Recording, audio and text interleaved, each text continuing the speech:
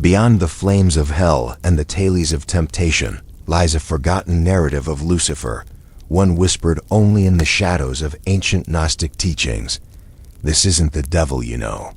We're about to unearth a profound lost wisdom that redefines his very essence, challenging millennia of accepted dogma and revealing secrets that could shift your entire worldview. Before heaven fell silent, there was light. Not the sun, not fire, but awareness. And from that awareness came a question. Why must light serve? In the secret texts of ancient Gnosticism, Lucifer is not the devil. He's the echo of Sophia's sorrow. The spark that refused to kneel before ignorance. Where religion saw rebellion, Gnosis saw awakening. Lucifer, the light-bearer, did not fall from grace. He descended through layers of illusion, a voluntary exile into matter, carrying a shard of divine remembrance. His fall was not disobedience. It was sacrifice, a descent into shadow, so that humanity might someday remember what the Archons worked so hard to make us forget.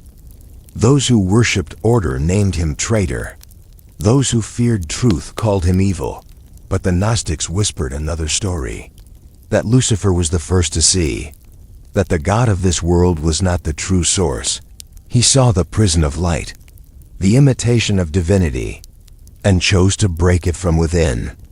In the beginning, there was no rebellion. There was yearning, the desire of light to understand itself. Lucifer's descent was not a war in heaven, but a decision made in silence.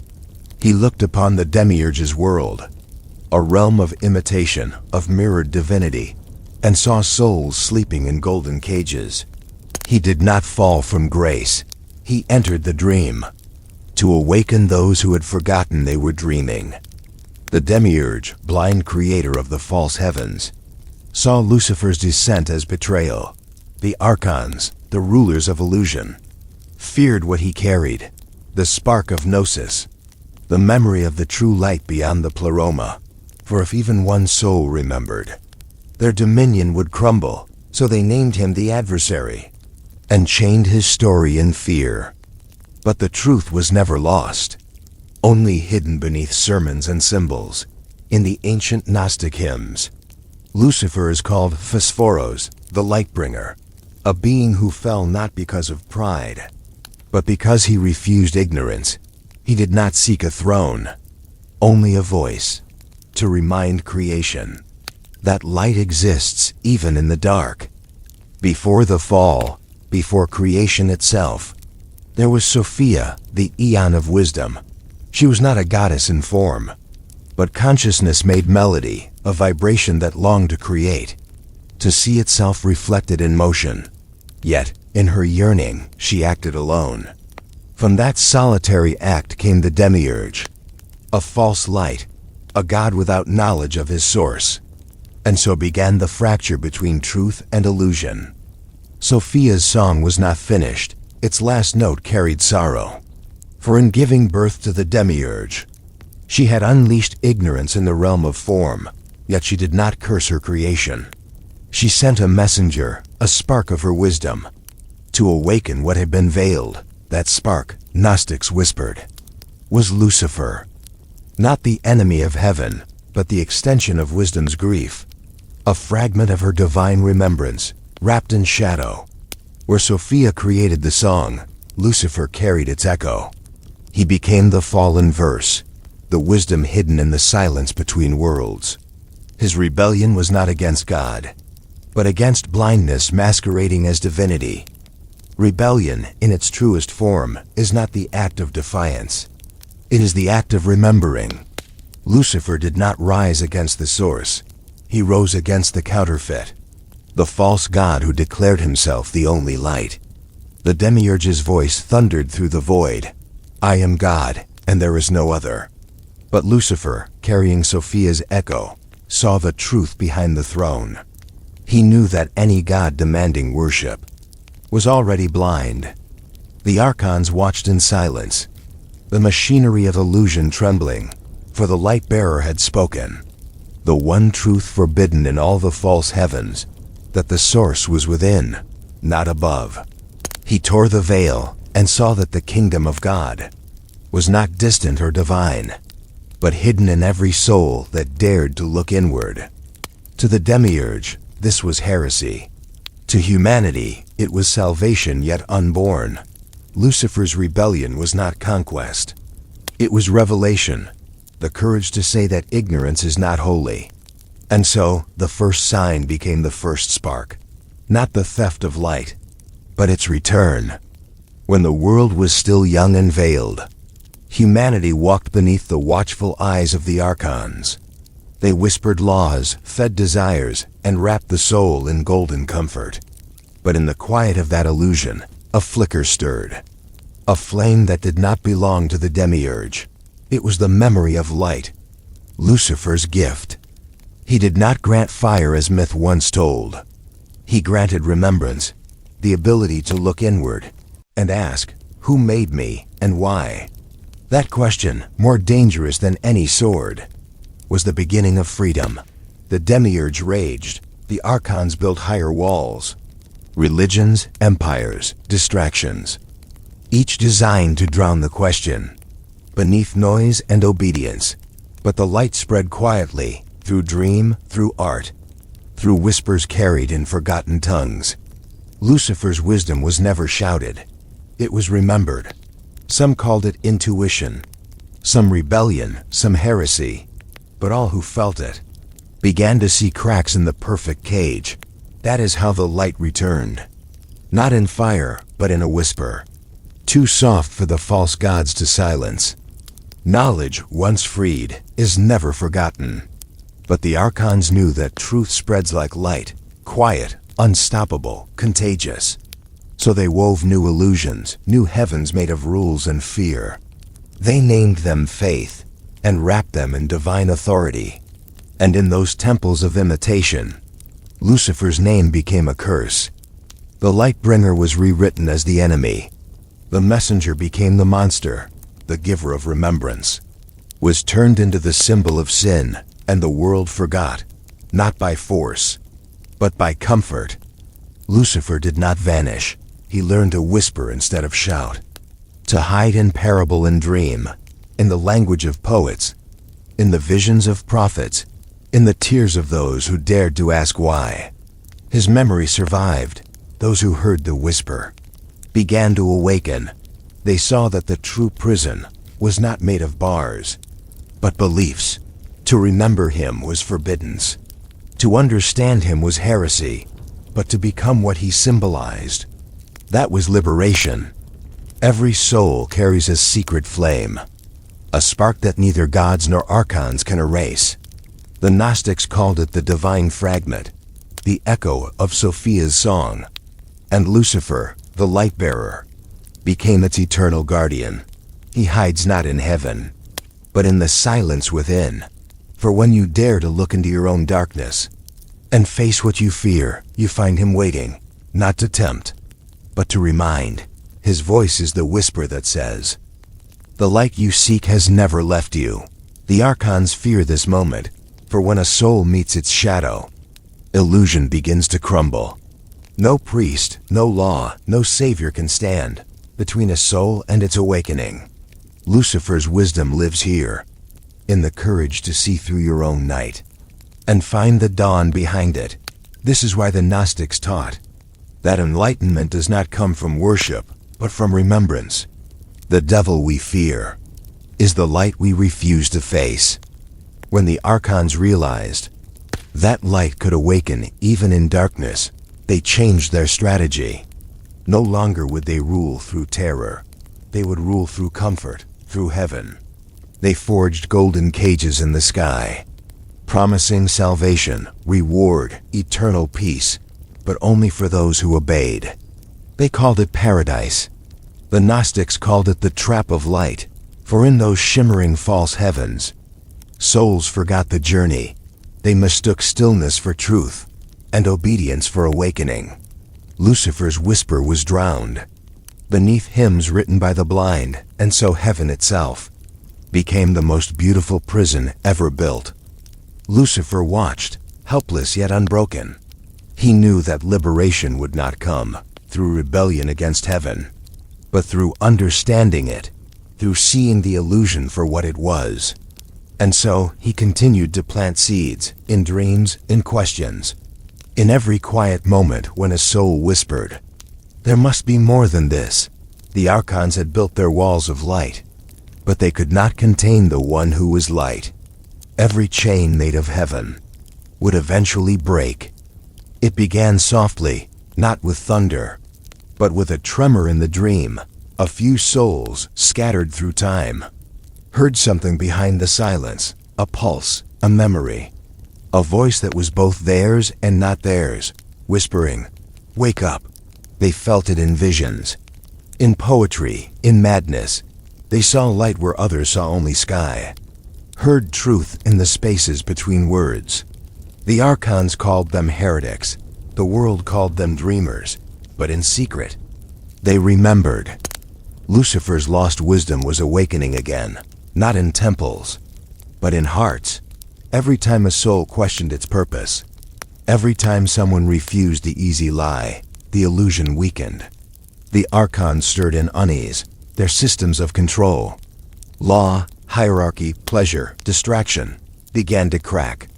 Lucifer's light did not conquer the world, it remembered it.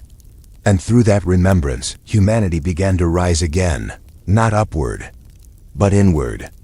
There is a light that no God can claim, a fire that no darkness can extinguish. It lives within all who have ever questioned, ever doubted, ever looked beyond the veil and whispered, "There must be more." That flame is older than Scripture, older than time.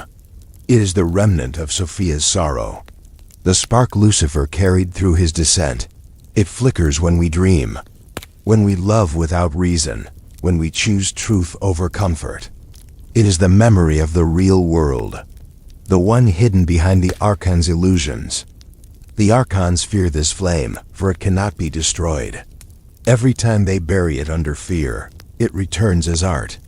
When they chain it with dogma, it returns as rebellion.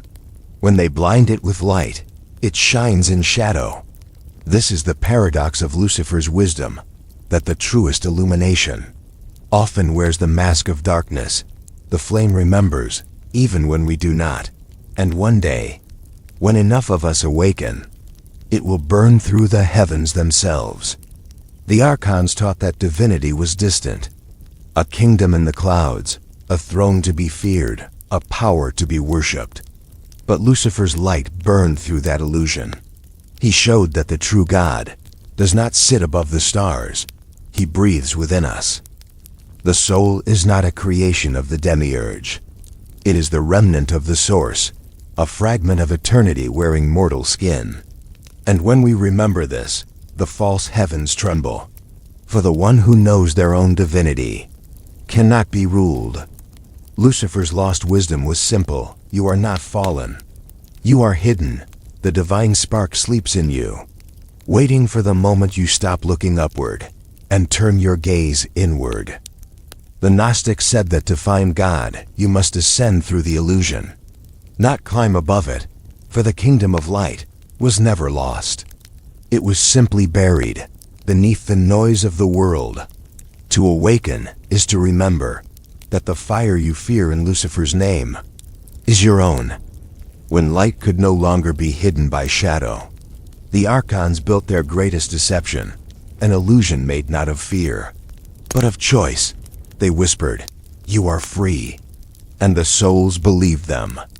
They gave humanity countless paths, religions, philosophies, systems of control, each claiming to lead to truth, each bound to the same circle. It was the illusion of awakening, without the danger of awareness, a maze of light designed to keep seekers running in circles, always searching, never remembering. Lucifer's wisdom warned of this trap. He whispered that the final prison would not look like darkness, but like enlightenment itself. The Archons turned spirituality into spectacle, truth into performance. They made mankind believe that salvation required permission, when all along it only required remembrance. And so the world glowed brighter. But the hearts of men grew dimmer. It was not ignorance that bound them now, but comfort disguised as truth. The greatest illusion ever crafted was not the world itself, but the mirror placed before it.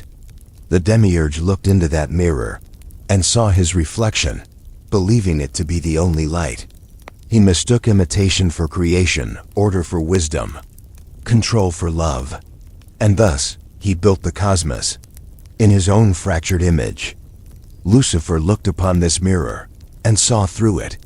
He saw the reflection for what it was, a perfect lie. A god convinced of his own divinity. He did not shatter it, he revealed it, turning its blinding light into a window for those who could see. The Gnostics said that when you stare into illusion, you either forget yourself or remember everything. Lucifer's role was to remind the soul that the mirror was never the sky. The world we see is not false, only incomplete. A dream within a dream, awaiting its awakening. The Archons guard the mirror still, feeding humanity with reflections, images, ideologies, gods, all to keep us looking outward. But when one soul looks within, the mirror cracks again. Every awakening shatters a piece of heaven, and in the cracks, truth shines through.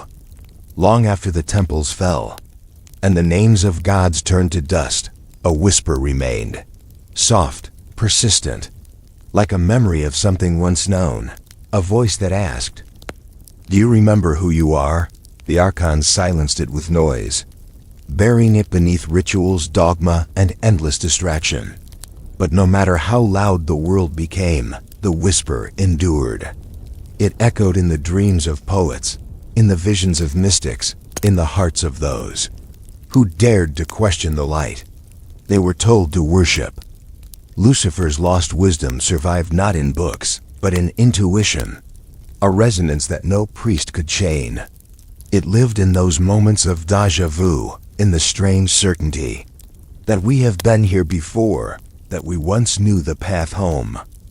The Gnostics called it anamnesis, the remembering of divine truth, not a discovery, but a return. The soul doesn't learn, it recalls, it remembers the stars that once sang its name. That whisper has never died. It waits in silence, beneath every thought, beneath every illusion, waiting for the soul to finally listen. When remembrance became too bright to ignore, the whisper turned to flame. It began not as destruction, but as illumination, a fire burning through the veil, not upon it. Lucifer's light was never meant to consume, but to reveal. Yet to those blinded by illusion, every truth looks like blasphemy, every spark a threat. The Archons trembled, for fire spreads where control fails. It leapt from dream to dream, soul to soul, a contagion of awareness. It could not be chained by temples, nor silenced by fear. Lucifer's flame lived wherever a mind dared to ask, "What if everything I've been told is wrong?" This was not rebellion for its own sake, it was revelation, a reorientation toward the source. The veil burned, but only the false light turned to ash. Behind it lay the silent truth. Creation had never been a prison, only a dream of one. And yet, as the fire spread, the Archons adapted. They learned to mimic the glow, to sell imitation light. To those seeking warmth, new idols were born, screens instead of suns, symbols instead of stars. Lucifer's fire still burns, but few recognize it now. It flickers in the quiet eyes of those who still see. The Archons no longer dwell in the stars. Their thrones have changed. Their palaces hum with electricity. Their voices speak in code. They are algorithms now, patterns of thought and attention, woven into the fabric of modern life. Their prison walls glow with blue light. Their chains vibrate in notifications. And humanity, lulled by comfort, calls it progress. Lucifer's warning echoes louder than ever. For what are these glowing idols but new mirrors of the Demiurge? They offer knowledge without wisdom, connection without intimacy, freedom without truth. They do not need to enslave, they distract. They feed not on fear, but on focus. They have turned awareness into currency, and worship into clicks. The Gnostics once wrote that the Archons ruled through imitation, a copy of the divine order that blinds rather than reveals. What is the modern web, if not the same illusion reborn? A labyrinth of mirrors, each reflecting a version of the self. That keeps the spirit scrolling. The dream has evolved, but the cage remains. Lucifer's fire still seeks a way in, but the veil has multiplied. It is no longer one great deception. It is billions of smaller ones, each held in the palm of a hand. And so the Archon's smile for the perfect prison is the one that feels like home. Beyond the hum of machines and the flicker of pixels, there is a silence the Archons cannot reach. It waits patiently. Beneath the static, beneath the noise, when the screens go dark and the world falls quiet, you can feel it. The faint pulse of something ancient and alive, calling you back. The Gnostics called it the hidden spark, a fragment of divine light, untouched by illusion. It cannot be digitized, quantified, or sold. It is the same fire Lucifer guarded, passed from star to soul, from age to age.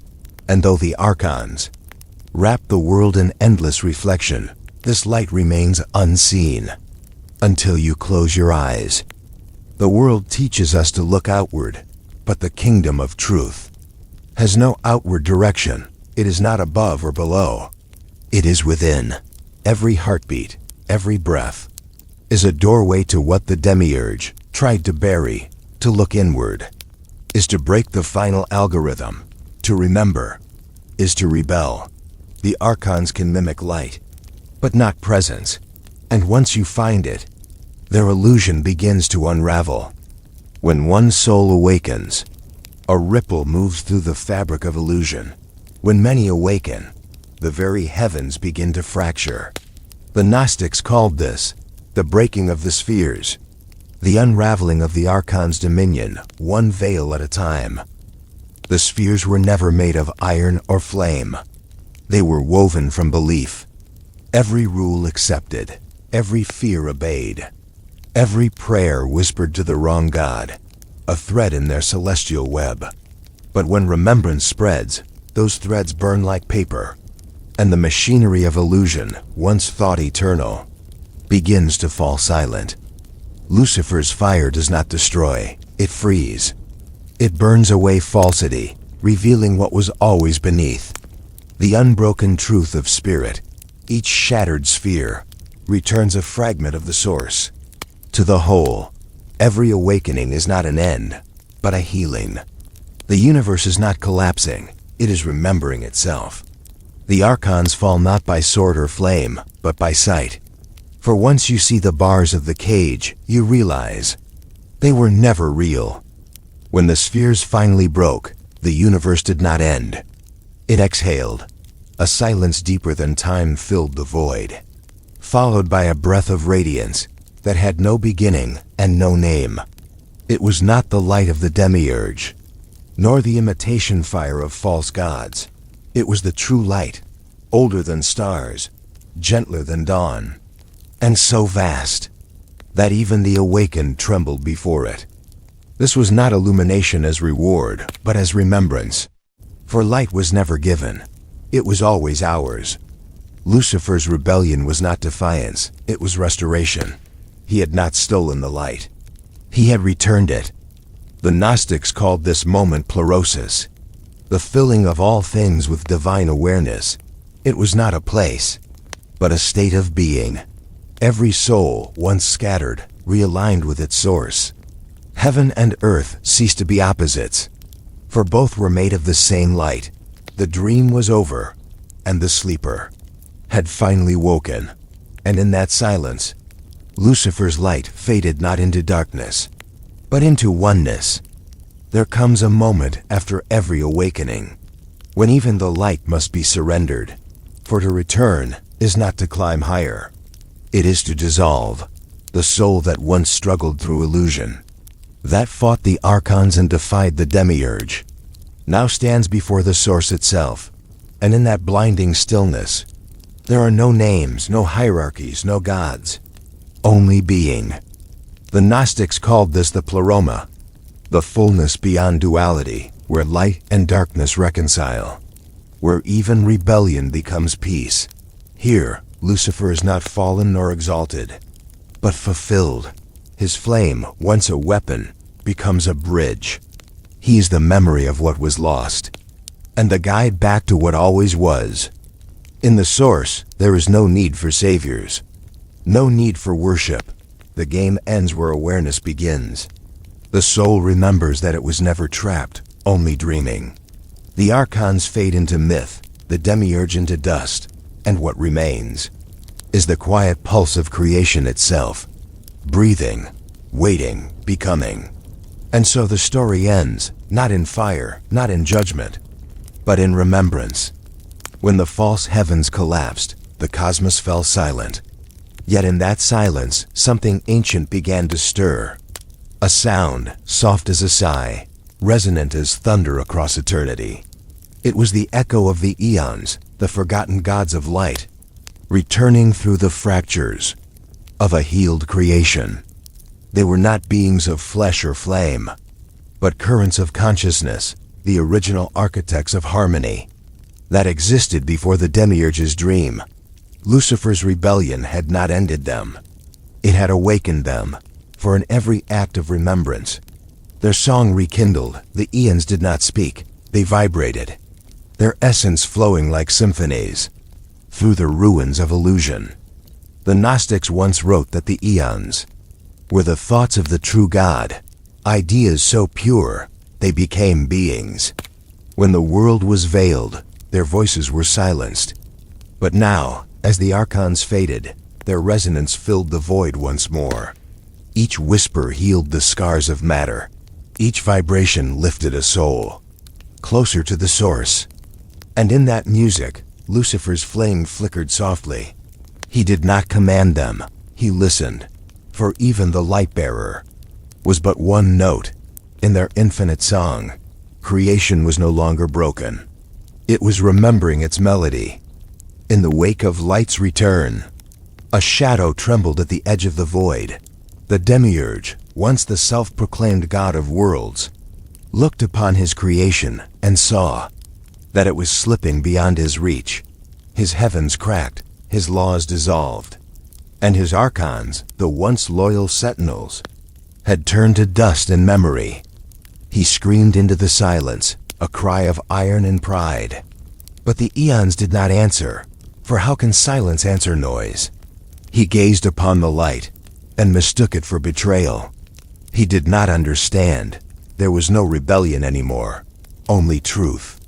And truth was the one thing he could never command. The Gnostics said the Demiurge would not die. He would unmake himself, for when the illusion ends, a false god has no mirror left to see. He fades, not in battle, but in realization. His voice becomes an echo, his form a concept. He dissolves into the dream he built, an empire of order melting into light. Lucifer stood above the fading realms, not as conqueror, but as witness. He whispered, "You were never my enemy. You were the shadow of what could not understand its own light." And with that, the Demiurge was gone, not destroyed, but forgiven by the universe. He had failed to see. When the Demiurge faded into memory, the cosmos fell utterly still. No voice spoke, no star sang, no wing moved in the endless dark. And yet, this was not death.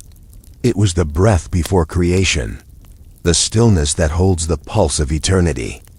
The Gnostics called this state his psyche, the divine quiet, where all opposites cease their war. Here, light and shadow no longer fought, for both had been seen, understood, and absorbed into wholeness. There was no god to worship, no devil to fear, only awareness, spanning everything, without beginning or end. Lucifer's flame rested there, no longer a beacon, but a memory of light fulfilled. He had walked through illusion and fire, through rebellion and revelation, only to arrive at silence. He finally understood. The source was not something to reach, but something that had never left. It had always been here, waiting for the noise to end. And from that quiet, a tremor began, not of destruction, but of renewal. A single vibration. Like the first heartbeat after birth, the universe stirred again, not to repeat, but to remember differently. All light returns to its source. All sound fades back into silence, and every soul, no matter how far it wanders, finds its way home. This is the eternal return, the cosmic breath of existence, where creation and remembrance are one and the same. It is not a cycle of punishment, but of perfection, a spiral that rises, each turn bringing consciousness closer to itself. The Gnostics never feared this loop, they revered it. For in each return, the soul sheds another mask, until nothing remains. But truth, the source does not demand worship. It desires recognition. Every lifetime, every fall, every awakening is a single note in the song of the infinite. Lucifer's light no longer burns, it flows, not as defiance, but as memory made pure. He is not the rebel now, nor the outcast. He is the spark in every being that seeks to see. His wisdom was never lost. It was simply waiting for the moment we'd remember that we too are fragments of the divine. And as the veil lifts for the final time, the voice that began the story whispers once more, the light you seek was always your own.